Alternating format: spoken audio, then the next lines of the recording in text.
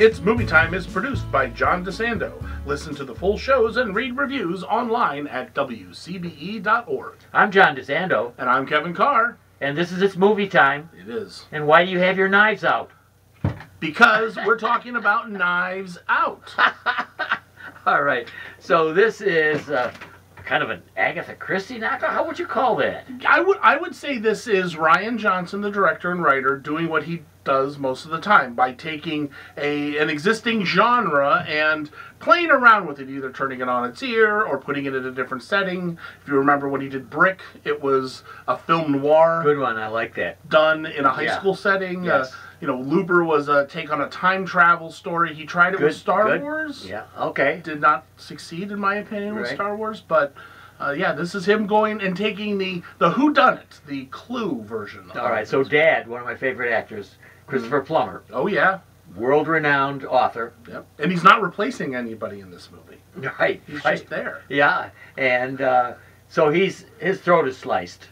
Yes. Which would be difficult to do with a suicide, but I guess that's what it is. It's supposedly a suicide.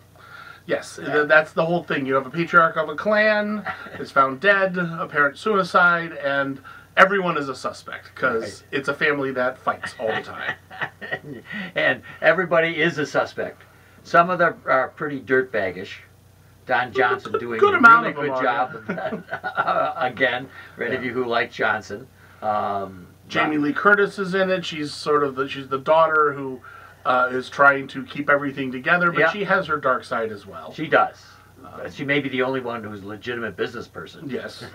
You got Michael Shannon in there. That's right. He's the son who believes that he's been doing something good, but he's just publishing Dad's stuff. Yes. And Chris Evans, Captain America himself, is also, he's the grandson. Yes, you're right. Causing problems. What's interesting about this one is I think some of the best parts of this are actually the atmosphere and the setting. Mm-hmm. The look of it really feels like a classic thriller, old wooden mansion kind of house. Inside, yes. Yeah, you got that rich, rich palatial estate where you've got the dogs that can be released. And right. And that's a good shot. The opening shot of the dogs. Of course, the dog looks right in the camera at the beginning. That was not very professional. Yeah, right. Well, and now we're getting a plethora of drone shots in most movies now. But it works okay here with that Gothic house that really is imposing. So I kind of like those, though. I think it's been, but Kev, Daniel Craig talked to me. He's the big draw here, or at least they're playing him up big.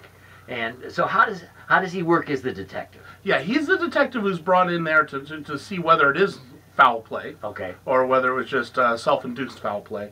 And it's interesting because he does play off of what you expect him now to be James Bond, but he comes in there with kind of the southern drawl, and he's a different kind of character. But he's not like a Miss Marple or a Hercule Poirot. He's more traditional detective, just more. But he is trying to sleuth things out. Yeah, he is looking for clues. But I love it. He's frequently in the background. Mm-hmm.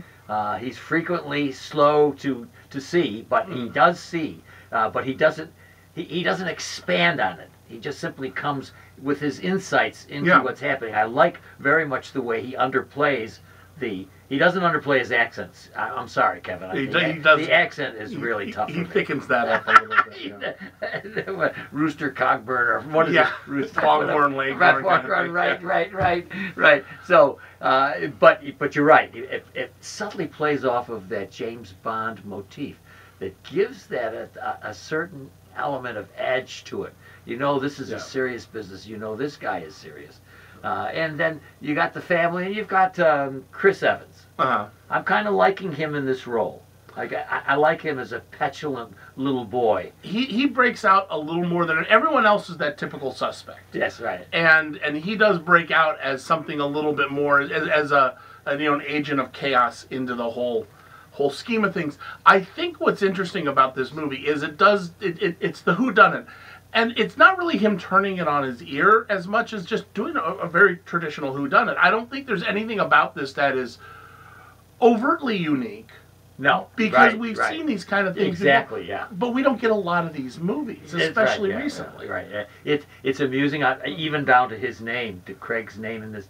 is it Benoit Blanc? Yeah. I love that shooting blanks. He's very good. The interesting character and actress, Ana de Armas. Yes. Who plays Maria, central part in this.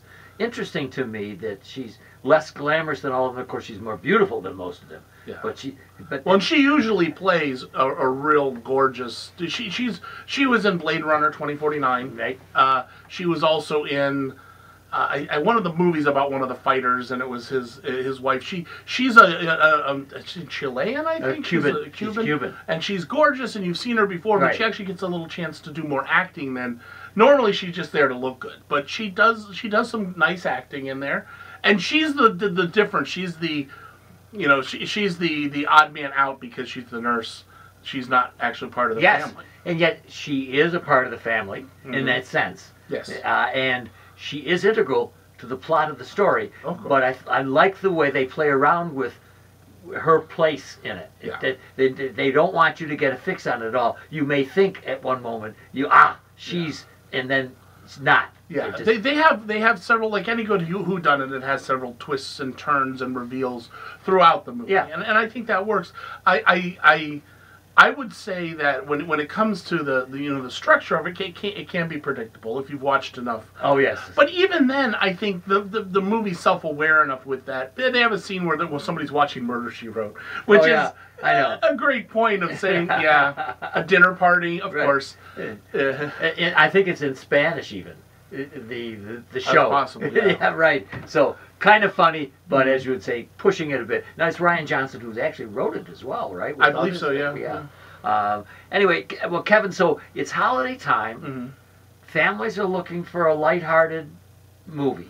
Would you recommend this for families? Well, I would recommend it for the grown-up members of the family. I mean, it's maybe not for the kids. You may want to go check out Frozen with the kids, but. Yeah.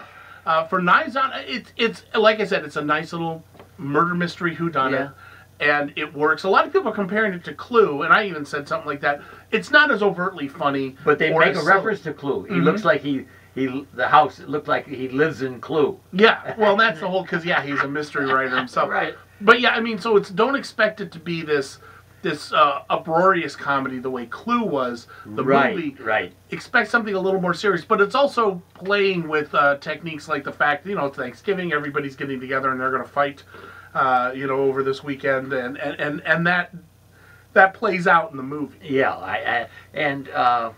I think that in parts of that film, when you're talking about kids, I think your caution is just right. It gets a bit confusing. And I think it's purposely confusing, but I think for younger kids, you're going to say, what is going on? Because they do play around a little bit with your expectations. Yeah, and there's a lot to keep track of. You do need one of those little scorecards with Clue. Exactly, yeah. Feel free to bring that. But yeah, I mean, the youngest kids, I think, are going to get distracted and bored. Yeah. But, I think, your teenagers or something, that's a good thing. Yeah. I think it's a very relaxing day at the movies for the frequently unrelaxing holiday time. Yeah. So the film is Knives Out. Kevin Carr, what grade would you award it? I am going to give it a good solid B+. All right, and I'm going to give it a B, just because I'm one of those confused persons. That's allowed. All right. Anyway, I'm certainly happy that everybody got through Thanksgiving. Yes. And we are looking forward to Christmas, so we're on our way. That's right.